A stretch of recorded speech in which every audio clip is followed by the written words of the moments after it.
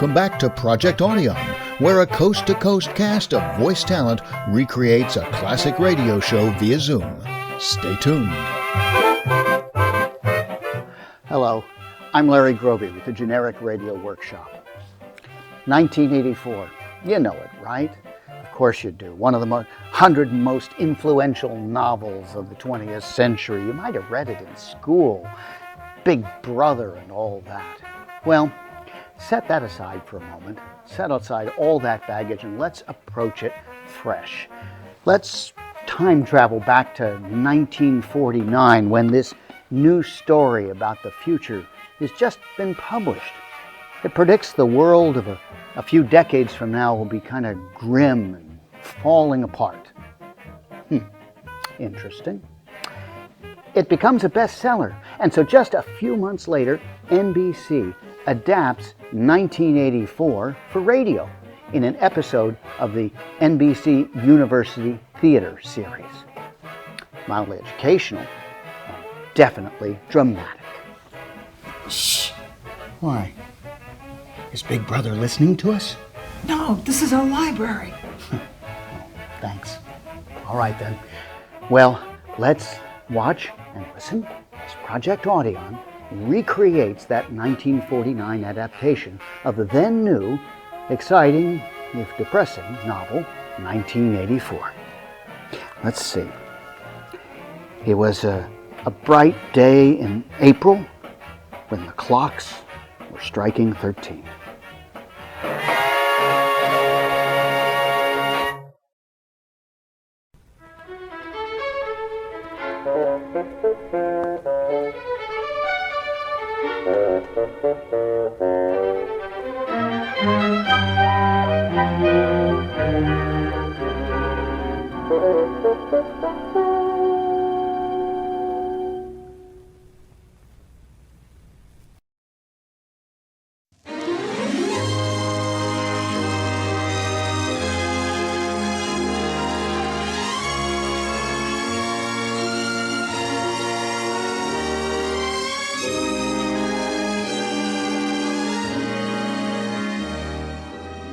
From the NBC University Theater, a first radio production of a most challenging novel of 1949, George Orwell's 1984.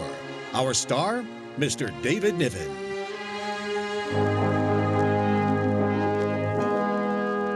Herewith, a disturbing broadcast, a dramatization by Milton Wayne of George Orwell's 1984. In his current and very widely discussed novel, Mr. Orwell has projected the totalitarian techniques abroad in the world today to their terrible extreme. The plight of the individual in this world we leave to you to assess for yourselves as you listen to the story of Mr. Winston Smith, portrayed today by the internationally known British actor David Niven. At intermission, we will bring you a commentary on Mr. Orwell's writing by another distinguished author, Mr. James Hilton. Here, then, is David Niven in George Orwell's 1984.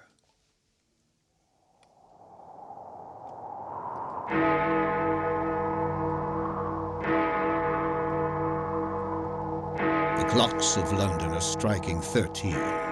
On this cold April day, you hurry to escape the vile wind. You slip quickly through the glass doors of Victory Mansions, though not quickly enough to prevent a swirl of gritty dust from entering along with you. The hallway smells of boiled cabbage and old rag mats. At one end of it, an enormous poster in full color with a man's face more than 3 feet wide. The face, a ruggedly handsome 45 with a heavy black mustache. Big Brother is watching you. What's that? No need to jump like that, Mr. Smith. I was just reading off what it says on the poster.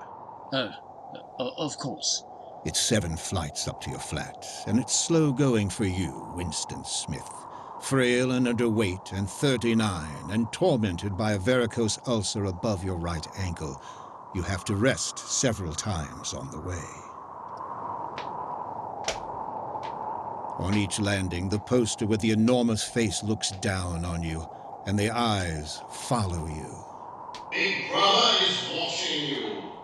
Everywhere, from every wall, from every building. Big Brother is watching you.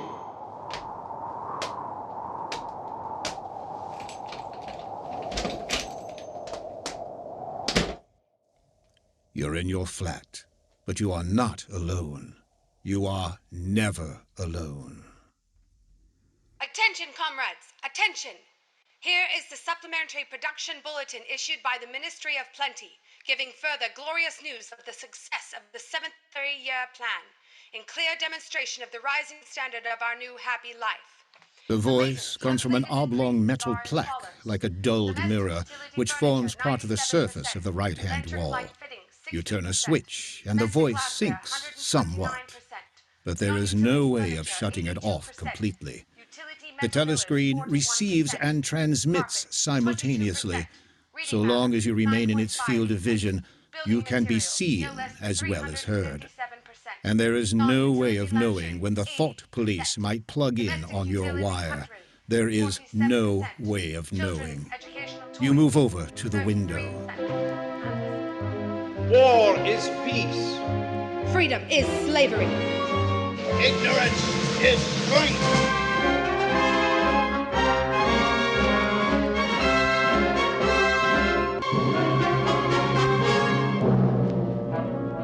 You stand at your window and you look down. You think with a vague distaste. This is London. This, the chief city of Airstrip 1, the third most populous of the provinces of Oceania. Was it always like this?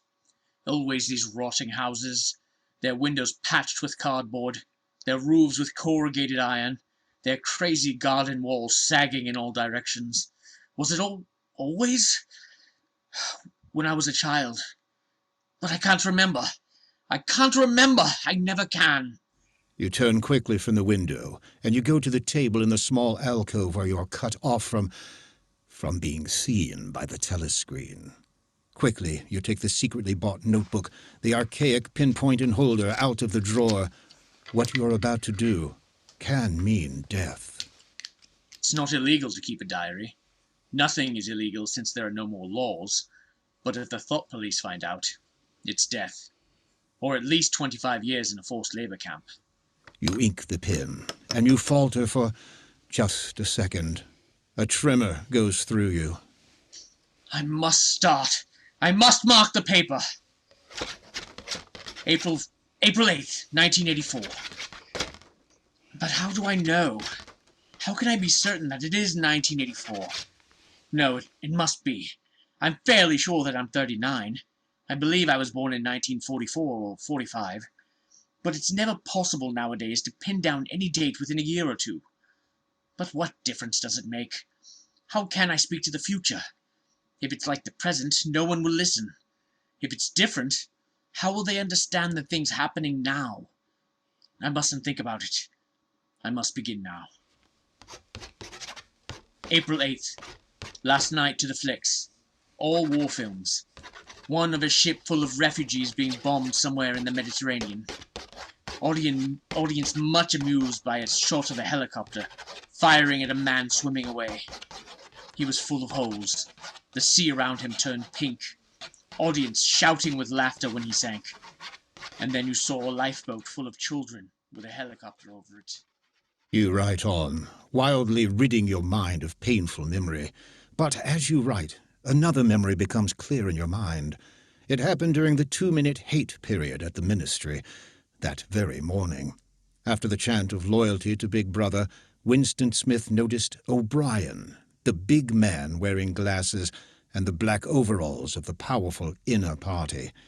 That morning O'Brien had turned, and his eyes had met Winston's. And Winston knew that O'Brien was thinking the same thing as himself. It was as if O'Brien was saying, I am with you. I know all about your contempt, your hatred, your disgust. But don't worry, I'm on your side. Then O'Brien's face was as inscrutable as everybody else's. But even that was a memorable event in the locked loneliness in which one had to live.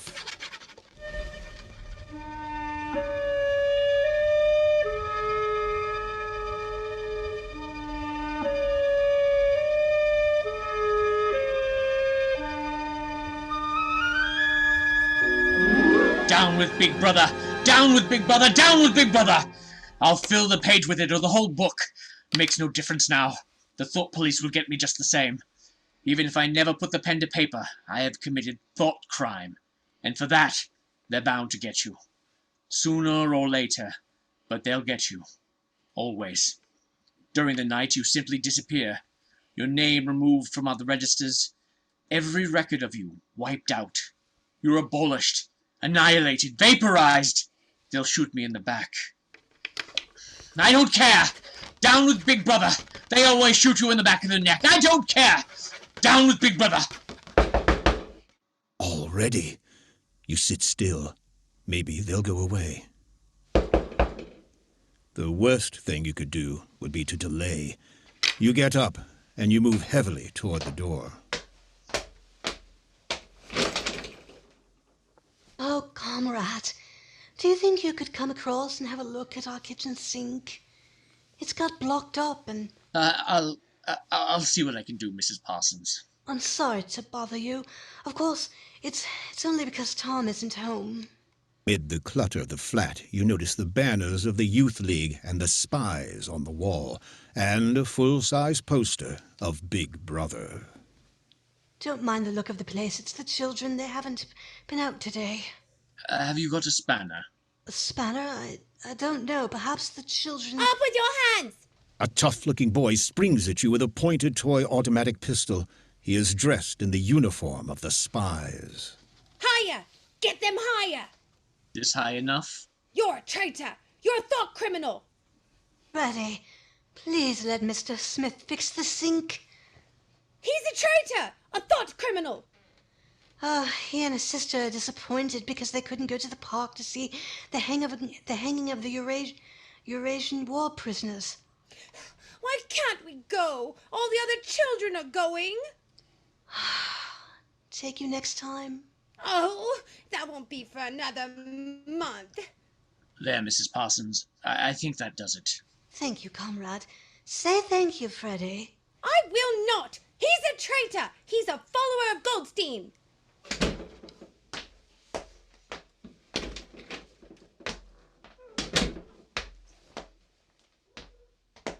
Go to the window. Down in the street, the wind flaps a torn poster with the word Ingsoc. You stand watching it. The three sacred principles of Ingsoc. Newspeak, doublethink, the mutability of the past. What past? The past is dead. The future is unimaginable. I am alone, lost in a monstrous world. What living human creature is on my side? How do I know that the power of the party won't endure forever? I can answer. The three slogans on the white face of the Ministry of Truth come back to you. War is peace. Freedom is slavery. Ignorance is strength. The telescreen strikes. You have to leave in 10 minutes to be back at your work by 14:30. You see the diary on your table. Who am I writing it for? Only the thought police, who'll read it before they wipe it out of existence and out of memory. But there are things I must say, or I can't stay sane. Go back to the table, dip your pen, and write. To the future or to the past. To a time when thought is free, when men are different, one from another, and do not live alone. To a time when truth exists, and what is done cannot be undone. From the age of uniformity, from the age of solitude, from the age of Big Brother, from the age of doublethink, greetings. I am already dead, for I am committing thought crime, and thought crime is death.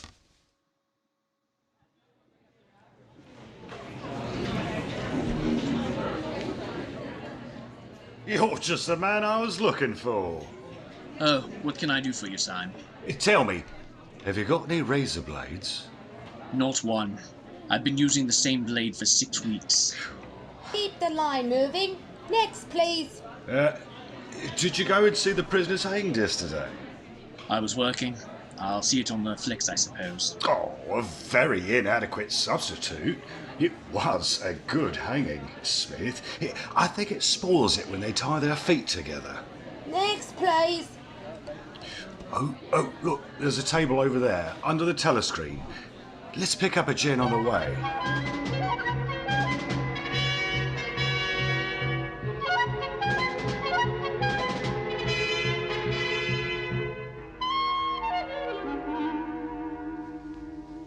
SYME, how's that dictionary of Newspeak getting on? Slowly. I'm on the adjectives. It's fascinating. Must be quite a job inventing new words. Oh, that's not our chief job at all. We're destroying words. What sense is there in having a whole string of useless, vague words like excellent and splendid and all of the rest of them? Plus good covers the meaning. Or double plus good if you want something stronger still. Don't you see the beauty of that, Winston? It was BB's idea originally, of course. Why, I know that, SYME. One of the Big Brother's most revolutionary ideas. Oh, it's not just words. In the end, we shall make thought crime impossible, because there'll be no words in which to express it. Has it ever occurred to you, Winston, that by the year 2050, not a single human will be alive who could understand such a conversation as we're having now? Oh, except the proletarians, of course. The proletarians are not human beings.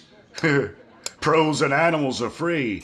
The whole literature of the past will have been destroyed. Chaucer, Shakespeare, Milton, Byron. They'll exist only in Newspeak versions. Then they'll be changed into something different. Even the slogans of the party will change. How can you have a slogan like "Freedom is slavery" when the concept of freedom has been abolished? The whole climate of thought will be different. In fact, there will be no thought as we understand it now. Hello. Mind if I sit down? Not at all, Parsons. By the way, old boy, I hear that little beggar of mine gave you a rough time yesterday. I think he was a little upset at not going to the execution. Oh well, shows the right spirit, doesn't it? Oh, by the way, did you know that little girl of mine, you know what they did last Saturday when our troop was on a hike out Berkhamston way? She got 2 other girls to go with her and spent the whole afternoon following a strange man. And then, when they got to Amersham, handed him over to the patrols. What did they do that for?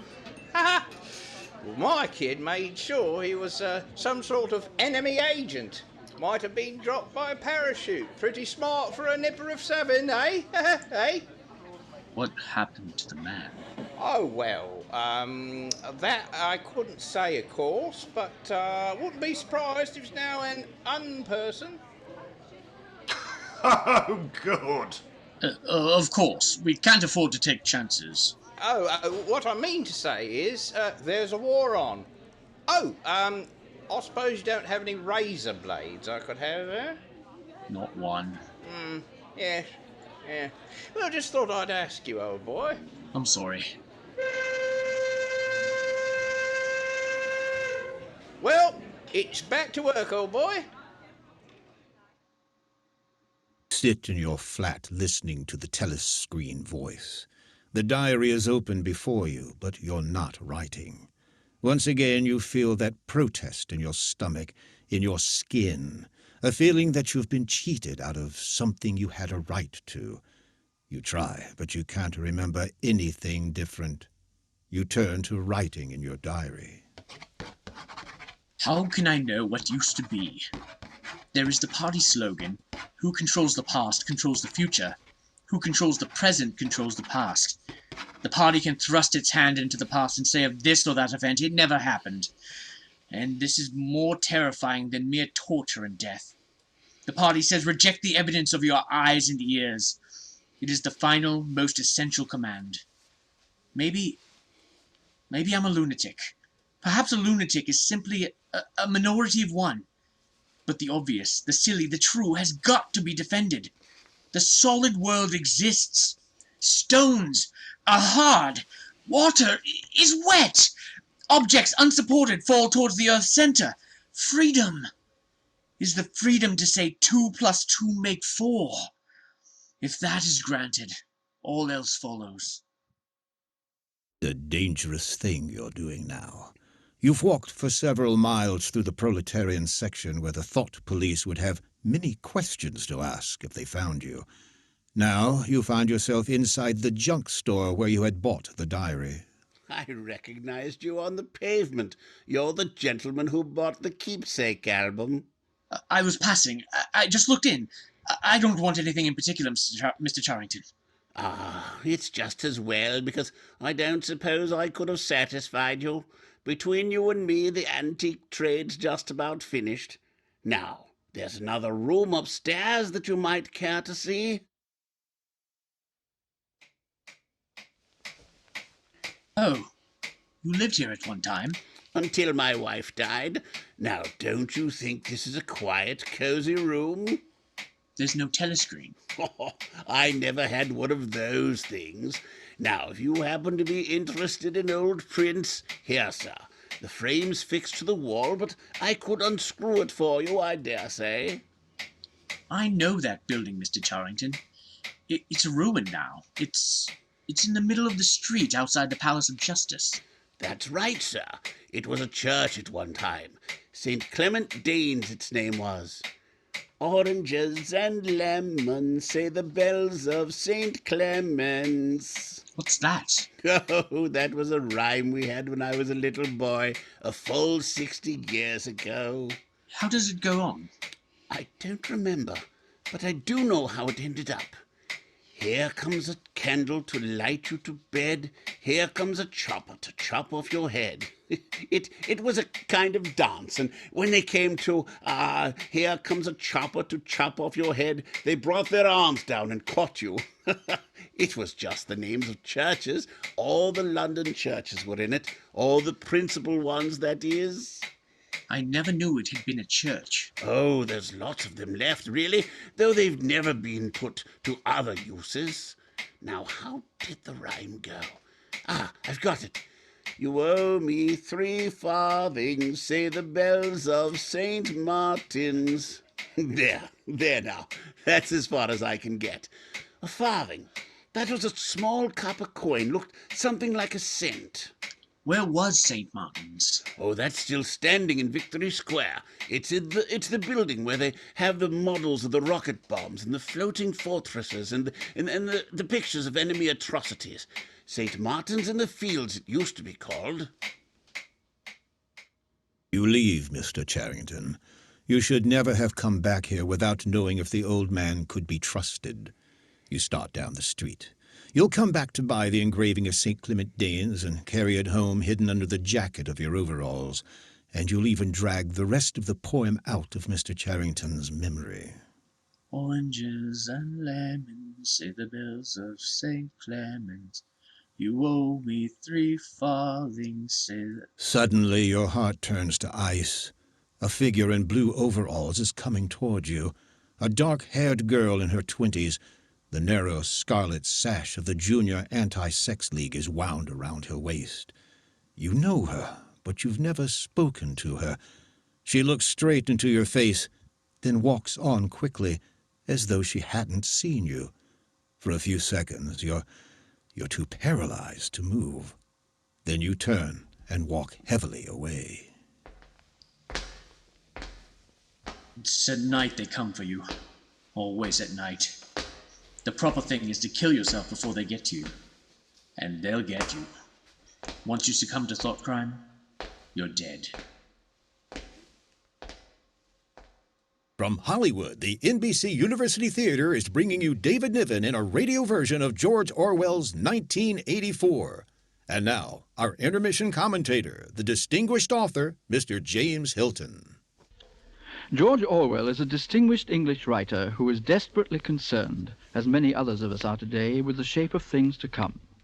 And he is also aware that such earlier prophecies as those of Mr. Wells and Mr. Aldous Huxley were not so much incorrect as incomplete, and are now in need of restatement and revision before a modern audience. Mr. Orwell, however, is the first writer to warn us in the form of fictional satire what might conceivably happen if all the worst features that exist anywhere in our modern world were to prevail over all the others, and if, in addition, all these worst features were to spread all over the earth. This book that Mr. Orwell has written deserves our serious attention. It is not a likable story, and one may hope and even believe that it is not a likely story either. But when we think of all that has happened throughout the world during our own lifetimes, it does not seem quite an impossible story. Thank you, Mr. Hilton. Our radio version of 1984, starring David Niven, will continue from Hollywood after a brief pause for station identification. This is WEEK 1350 on your radio dial, the voice of NBC in Peoria.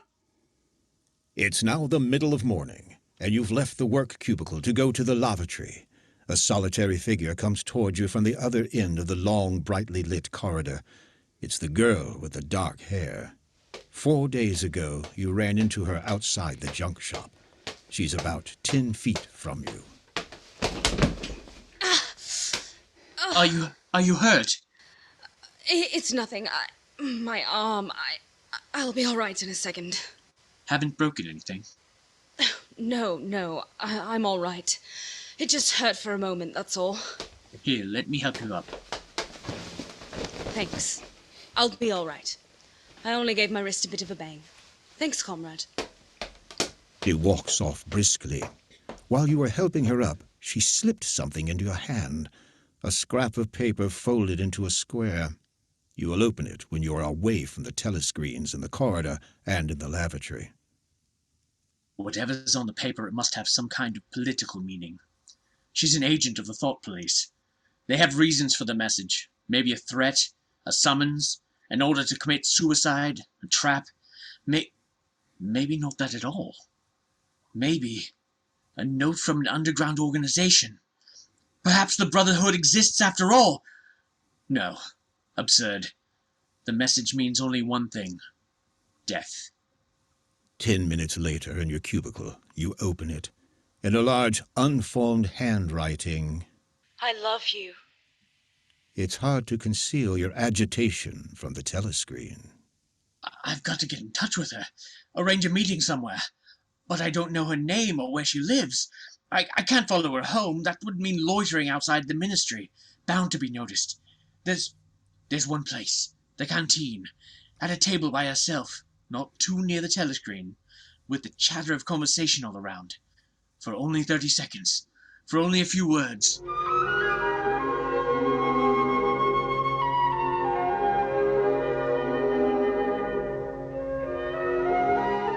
A week goes by, but at last it happens. You both sit eating the watery stew. You continue eating. You don't look up.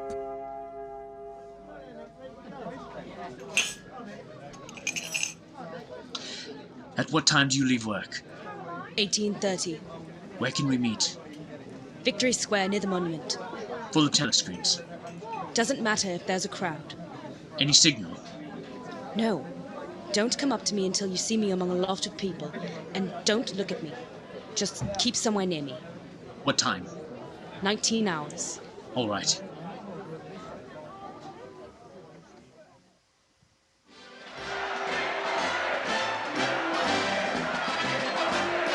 Lift me higher, Father! I can't see! I want to see the Eurasian prisoners!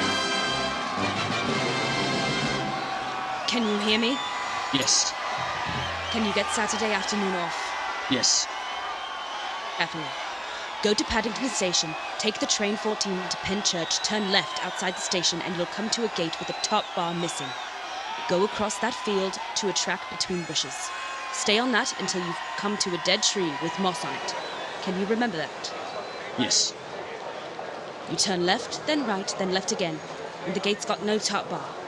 Yes. What time? About 15. You may have to wait. I'll get there by another way. Are you sure you remember everything? Yes.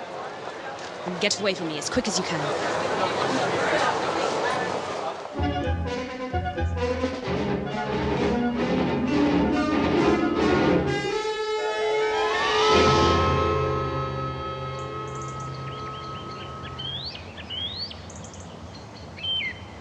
Here we are. I didn't say anything in the lane because, in case there was a mic hidden there. We're all right here, though. I didn't meet any patrols. I watched for them all the way from the station. Oh, we're safe here. What are you grinning at?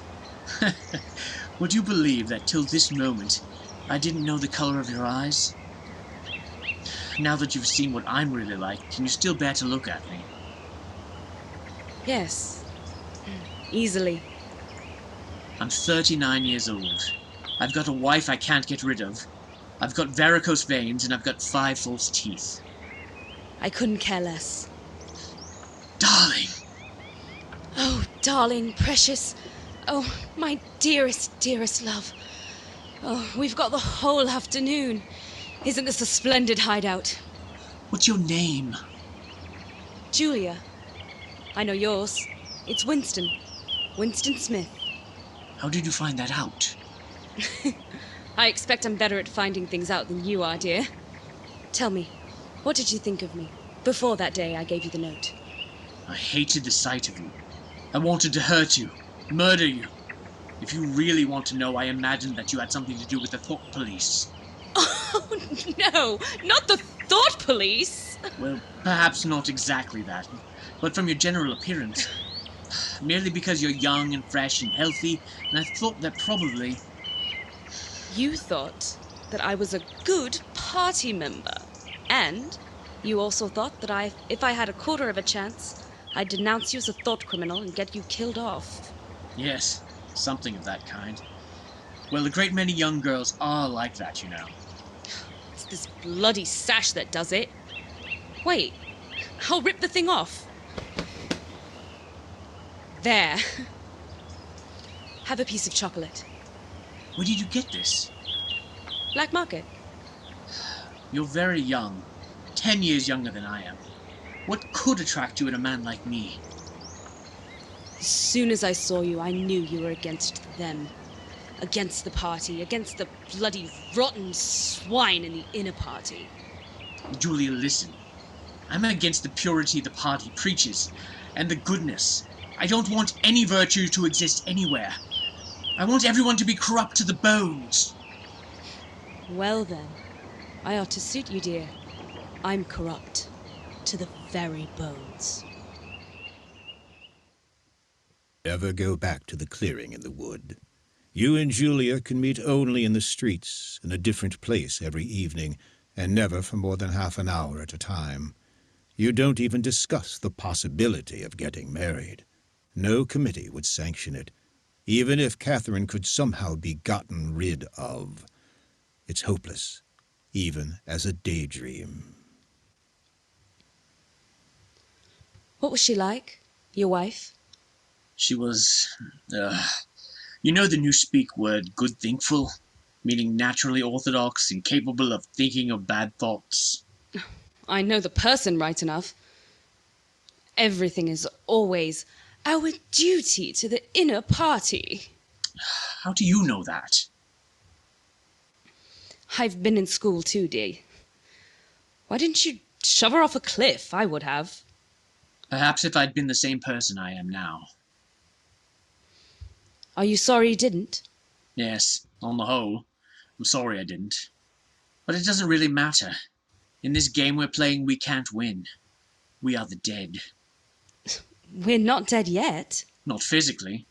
6 months, a year, 5 years conceivably. I'm afraid of death.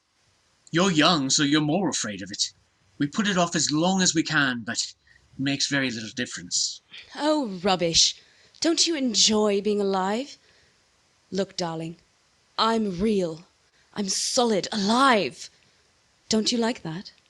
Yes, I like that. Stop talking about dying, then. Where shall we meet next time? Julia, I've rented the room from Mr. Charrington. Sooner or later, we'll get caught. I know, it's madness. Yes. Wait for me there, day after tomorrow.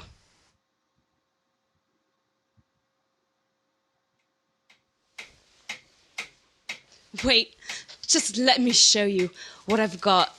Look here, go on, open it, open it. Sugar! Real, not saccharine. And here, a loaf of white bread. But look, this is the one I'm really proud of. Coffee! Real coffee! There's a whole kilo there. How'd you manage to get a hold of all these things? Oh, it's all inner party stuff. And look, I've got a little packet of tea, too. Real tea? Not blackberry leaves? There's been a lot of tea about lately. They've captured India or something. But listen, dear, I want you to turn your back on me for a bit. Don't turn around till I tell you.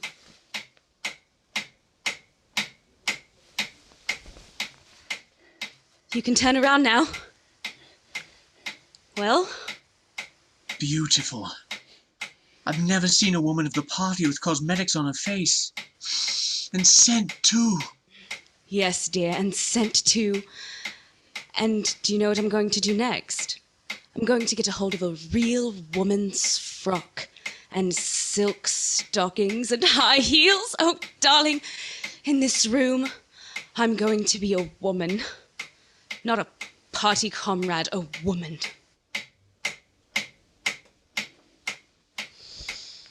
Oh, I'll make some coffee in another moment. We've still got an hour. What time do they cut the lights off at your flats? 23:30. It's 23 at the hostel. Hey! Get out of here, you filthy brute! What was it? A rat! Oh, I saw its beastly nose. Oh, there's a hole down there. Rats? In this room? They're all over. Some parts of London are just swarming with them. A woman daren't leave her baby alone for 2 minutes. It's the great huge brown ones that do it, and the... Don't go on! Darling, what's the matter? Of all the horrors in the world, a rat! Oh, no, darling, no. Now, don't worry. We're not going to have the filthy brutes in here. I'll stuff the hole before we go. Oh, come on. Help me make the coffee. Darling, I've been meaning to ask you, that picture over there on the wall, would that be about 100 years old? More. 200, I dare say. One can't tell. It's impossible to discover the age of anything nowadays. What is that place? I've seen it before somewhere. It's a church, or at least it used to be. St. Clement Danes, its name was. Oranges and lemons, say the bells of St. Clement's. Oh, you owe me 3 farthings, say the bells of St. Martin's. Oh, I can't remember how it goes after that, but anyway, I remember it ends up, here comes a candle to light you to bed. Here comes a chopper to chop off your head. Who taught you that? My grandfather. He was vaporized when I was 8. I wonder what a lemon was. Oh, I can remember lemons. They were quite common in the 50s. They were so sour it set your teeth on edge even to smell them. Oh, dear. I suppose it's almost time we're leaving. I should start washing this paint off. I'll get the lipstick off your face afterwards. It happens at last.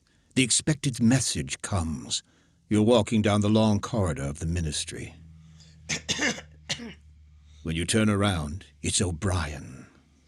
Well, I was reading one of your Newspeak articles the other day. You take a scholarly interest in Newspeak, I believe. Oh, hardly scholarly. I'm only an amateur. I never had anything to do with the construction of the language. But you write it very elegantly. Have you seen the 10th edition of the Newspeak Dictionary? No, I didn't think it had been issued yet. A few advanced copies have been circulated. I have one myself. It might interest you to look at it, perhaps. Yes, very much so. Some of the new developments are most ingenious. Let me see. Perhaps you could pick it up at my flat sometime that suited you. Wait, let me give you my address.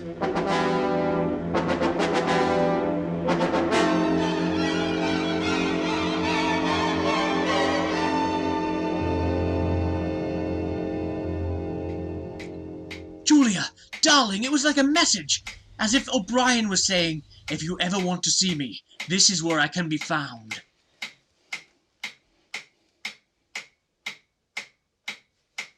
We've lost you again. Oh, there it is. Winston, will you take your line again? I heard you. Okay. Oh. Okay, from the top. Okay. Julia, darling, okay. It was like... Gotcha. Julia, darling, it was like a message. As if O'Brien was saying, if you ever want to see me, this is where I can be found. But he's an important member of the inner party, dear. If it's a trap... Darling, this is part of something that happened years ago. First, it was a secret involuntary thought. Then I started a diary. I've moved from thoughts to words, and now, from words to action. Where will it end? In the Ministry of Love. I've accepted that. The end was contained in the beginning.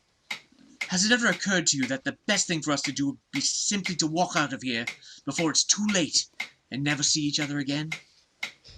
Yes, dear. It's occurred to me several times.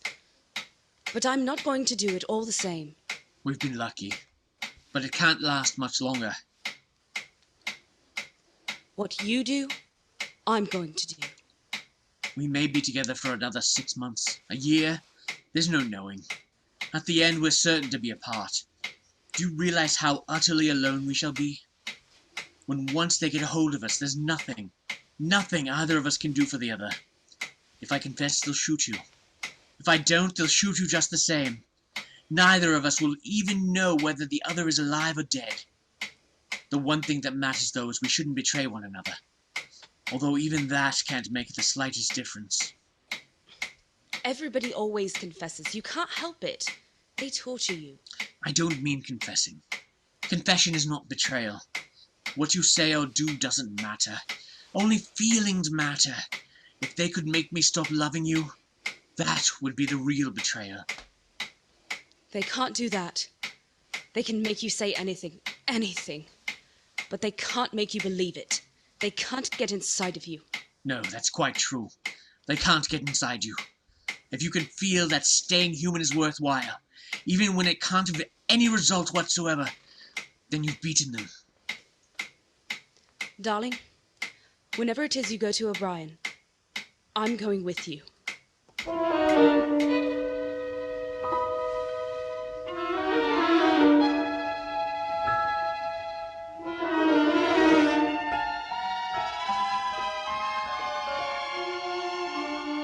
Just a moment. You can turn it off? Yes, Winston.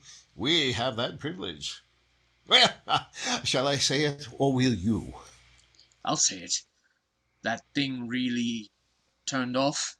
Yes, everything is turned off. We are alone.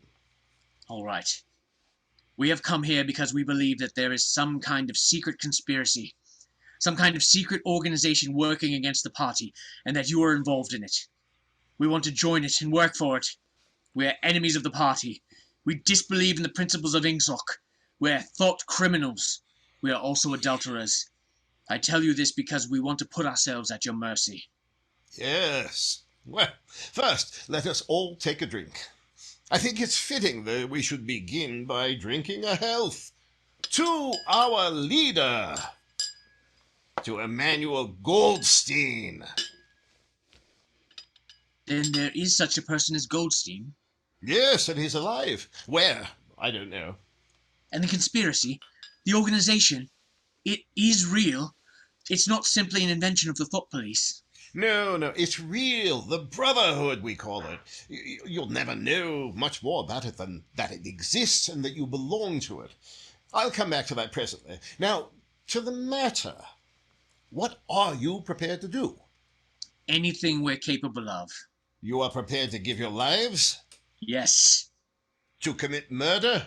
Yes. To commit acts of sabotage, which may cause the death of hundreds of innocent people? Yes.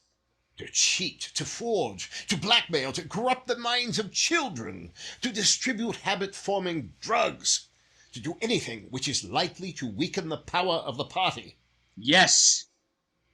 You are prepared to commit suicide if and when we order it? Yes. You are prepared, the two of you, to separate and never see one another again? No. No. You did well to tell me. You understand that you'll be fighting in the dark. Later, I shall send you a book from which you will learn the true nature of the society we live in, and the strategy by which we shall destroy it. The Brotherhood exists, but I cannot tell you who our leaders are. You'll get used to living without results, without hope. We are the dead. Our only true life is in the future. Do you carry a briefcase to work? As a rule, yes. What is it like? Oh, black, very shabby. 2 straps. Good. One day soon in the street, a man will touch you on the arm and say, "I think you've dropped your briefcase." The one he gives you will contain a copy of Goldstein's book. You will return it within 14 days. You must leave in a couple of minutes. We shall meet again, if we do meet again. In the place where there is no darkness? In the place where there is no darkness.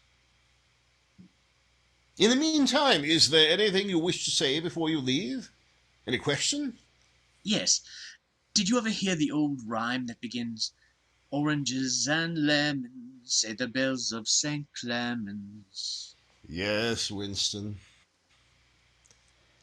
Oranges and lemons, say the bells of St. Clemens. You owe me 3 farthings, say the bells of St. Martin's.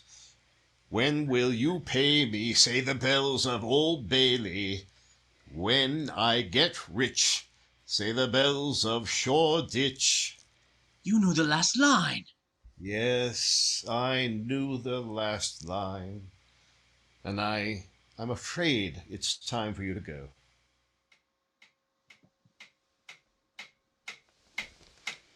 Julia, I've got the book. We must read it.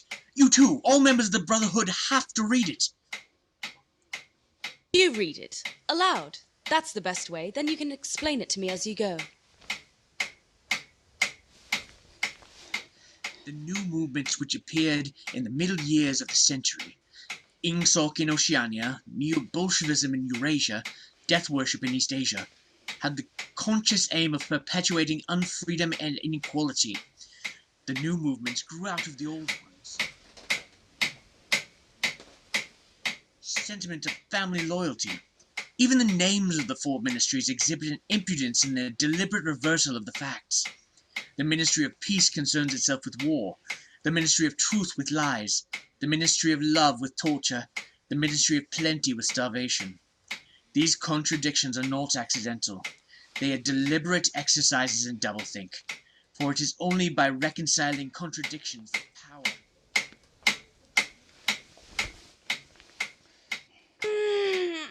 Oh, I'm hungry. Oh, darling, the stove's gone out. And there's no oil. We can get some from old Charrington, I expect. Gosh, but it's cold in here. Do you remember the thrush that sang to us that first day at the edge of the wood? But he wasn't singing to us. He was just singing. No, not to us. We are the dead. We are the dead. You are the dead. You are the dead. It was behind the picture. It was behind the picture. Remain exactly where you are. Make no movement until you are ordered. Now they can see us. Now we can see you. Stand out in the middle of the room. Stand back to back. Clasp your hands behind your heads. Do not touch one another. The house is surrounded. I suppose that we may as well say goodbye. You may as well say goodbye. And by the way, while we are on the subject, here comes a candle to light you to bed. Here comes a chopper to chop off your head.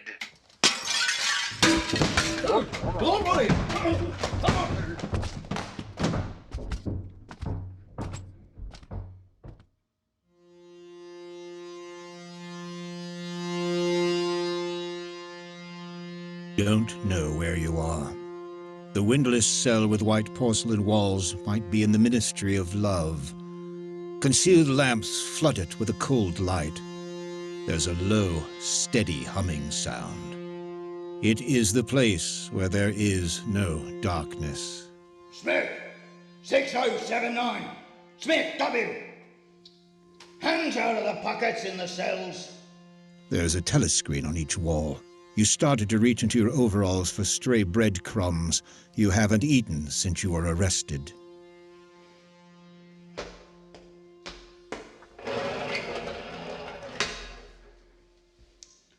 Appleforth. Smith, you too? What are you in for? There is only one offence, is there not? Thought crime. And you have committed it? Apparently. We were producing a definitive edition of Kipling. I allowed the word God to remain at the end of a line. I couldn't help it. The rhyme was rod.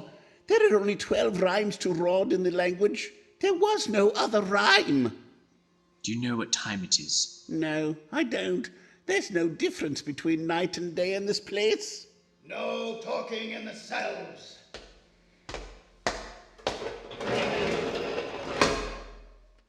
Ampleforth, room 101.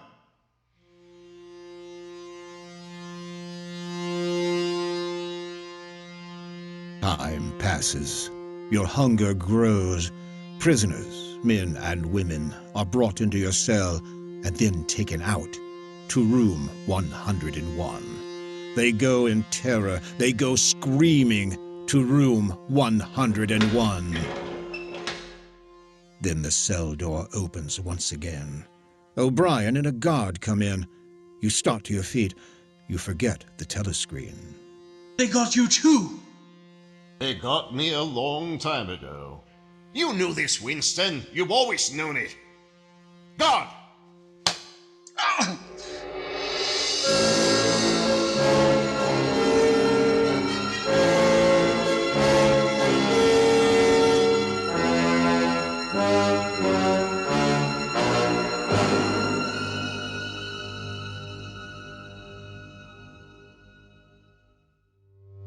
With that blow, the nightmare starts, and you confess to anything and everything.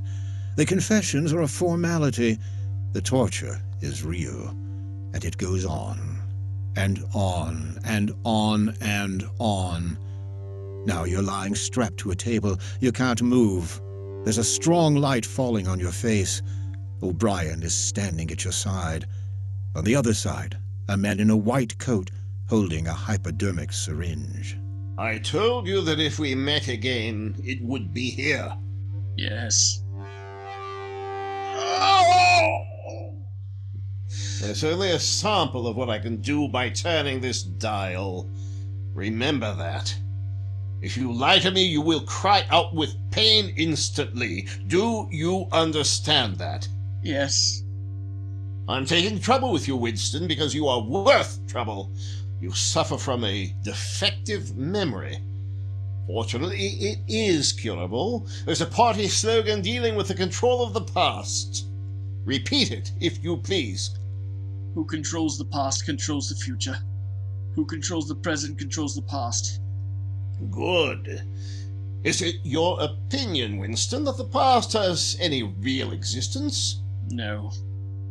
Then where does the past exist, if at all? In records. It's written down. In the mind, in human memories. But we, the party, control all records and we control all memories. Then we control the past, do we not? But how can you stop people remembering things? How can you control memory? You've not controlled mine. On the contrary, you have not controlled it. That is what has brought you here. Do you remember writing in your diary, freedom is the freedom to say that 2 + 2 makes 4? Yes. How many fingers am I holding up, Winston? 4.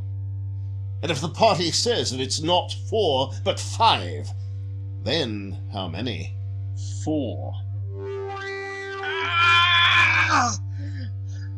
How many fingers, Winston? 4!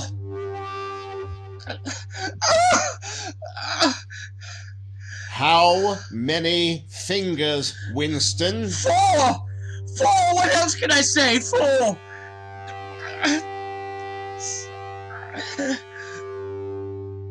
How many fingers, Winston? 4! Stop it! Stop it! 4! 4! How many fingers, Winston? 5. 5. 5. You're lying. You still think there are 4. How many, please? 4! 5! 4! Anything you like! Stop it! Stop the pain! Stop!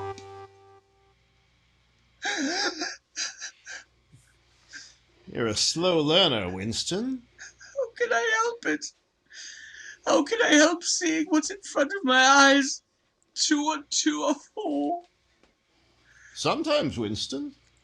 Sometimes they are 5. Or 3. Or all of them at once. You must try harder. It's not easy to become sane. It's not easy.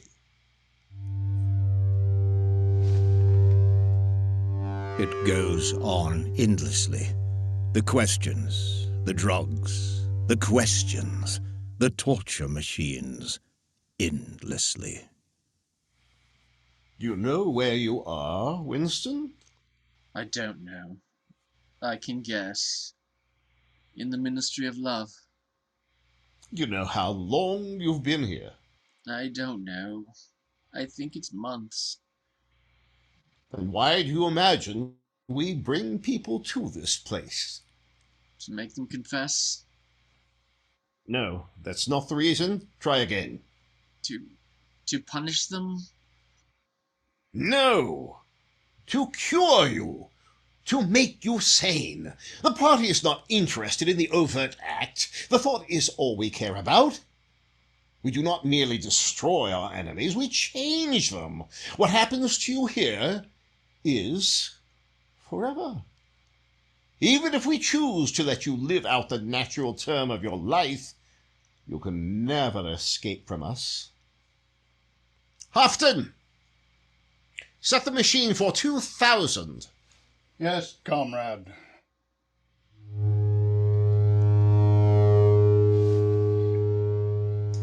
This time it won't hurt you, Winston. Keep your eyes fixed on mine. Now, how many fingers am I holding? 5. You see 5. Yes. You see now that it's, at any rate, possible. Yes. Before bringing the session to an end, you can ask me a few questions if you choose. The machine is switched off. What is your first question? What have you done with Julia? Oh, she betrayed you, Winston. All her rebelliousness, her deceit, her folly, her dirty-mindedness, everything has been burnt out of her. It was a perfect conversion. You tortured her? Next question. Does Big Brother exist? Of course he exists. The party exists. Big Brother is the embodiment of the party. Would Big Brother ever die? Of course not. How could he die? Next question. What is in room 101? You know that, Winston? Everyone knows what's in room 101. Houghton, the hypodermic.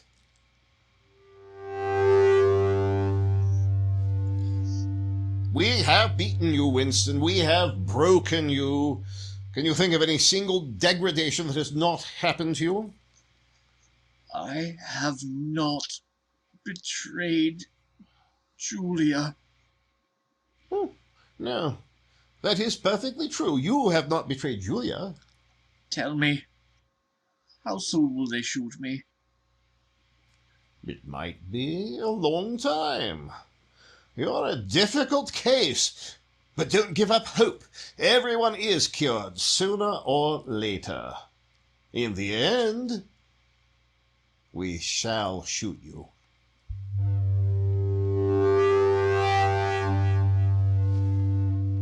You're much better now. Weeks or months have passed, but you have no way of knowing, and one day O'Brien is in your cell, and with him are the guards. Get up, Winston. Come here. You've had thoughts of deceiving me. Stand up, straighter. Look me in the face. Tell me, Winston, and remember, no lies. Tell me, what are your true feelings toward Big Brother? I hate him. You hate him. Good. Then the time has come for you to take the last step. You must love Big Brother. It is not enough to obey him. You must love him. Guard, take him. Room 101.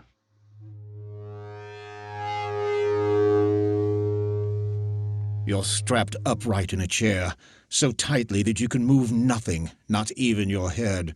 There are 2 small tables in front of you, and for a moment, you're alone.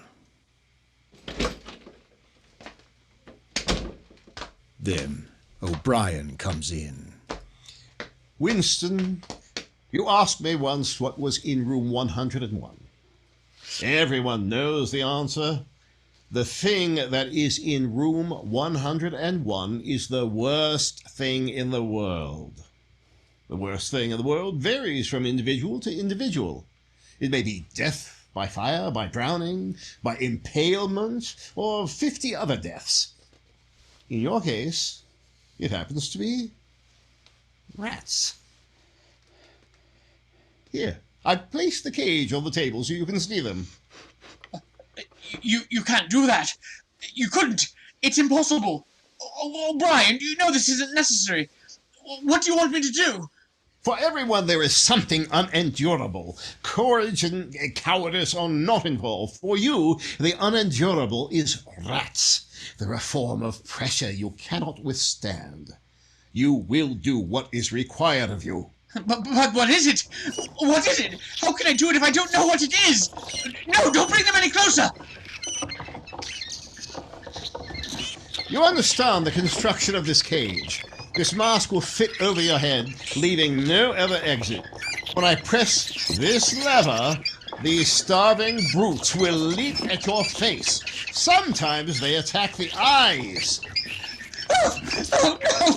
No, don't bring them any closer! No! Don't! Don't you, Julia! Don't you, Julia! Not to me!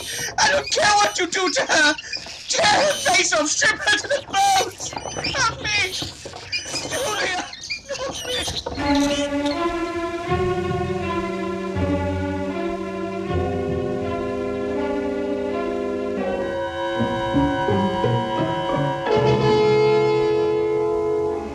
It's the lonely hour of 15.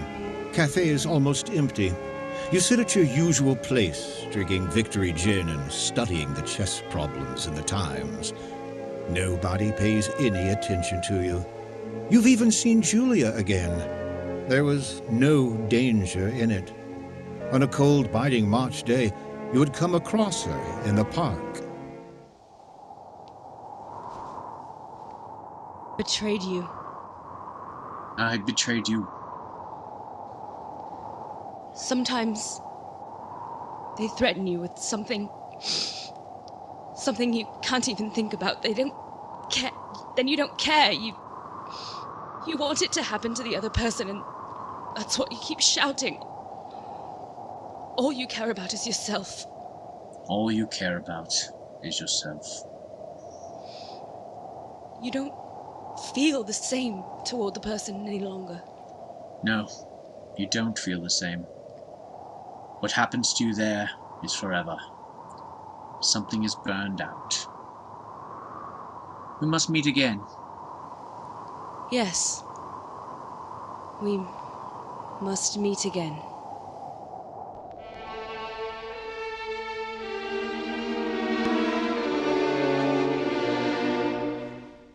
Now, in the dust on the cafe table, your finger traces unconsciously 2 + 2 = 5.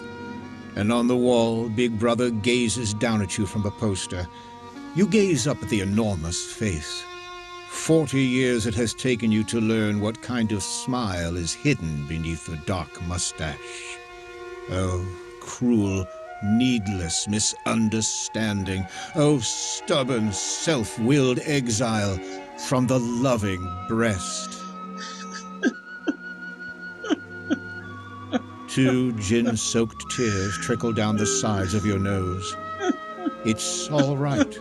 Everything is all right. The struggle is finished. You have won the victory over yourself. I love you, Big Brother.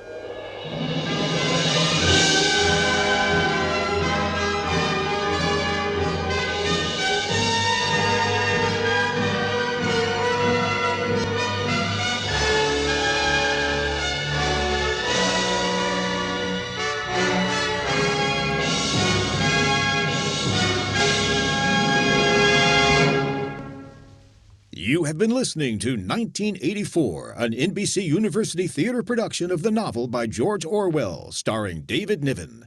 Next week, be with us again at the NBC University Theater for a dramatization of one of the great romantic novels of this century, Mary Webb's Precious Bane, dramatization by Mary Stuart Garden.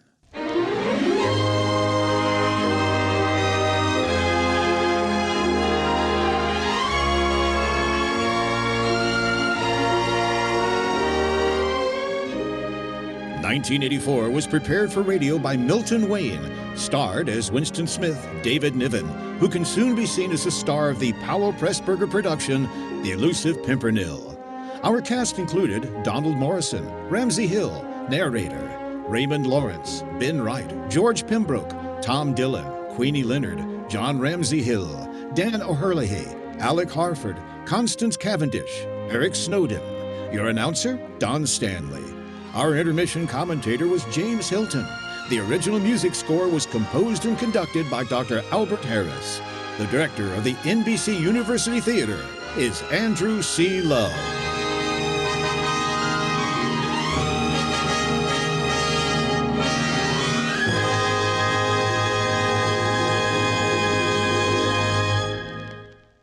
This program came to you from Hollywood. Truth or Consequences returns tonight on NBC.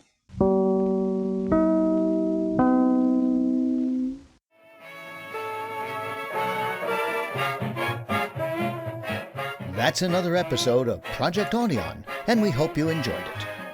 Past episodes are archived on YouTube and Facebook, so check them out, share them with your friends, and subscribe to Project Audion. We'd love to hear from you, so drop us a note at projectaudion@gmail.com. And as always, thanks for listening.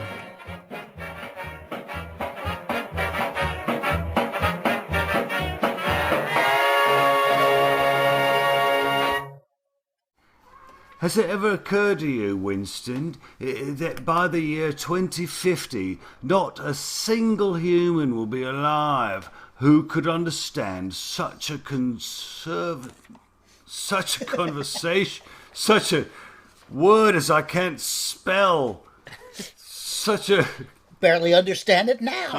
Conversation as we're now having. Oh, that's what we're doing. Having a conversation. In 2022, we can barely understand. Yeah, we can barely do that in 2022.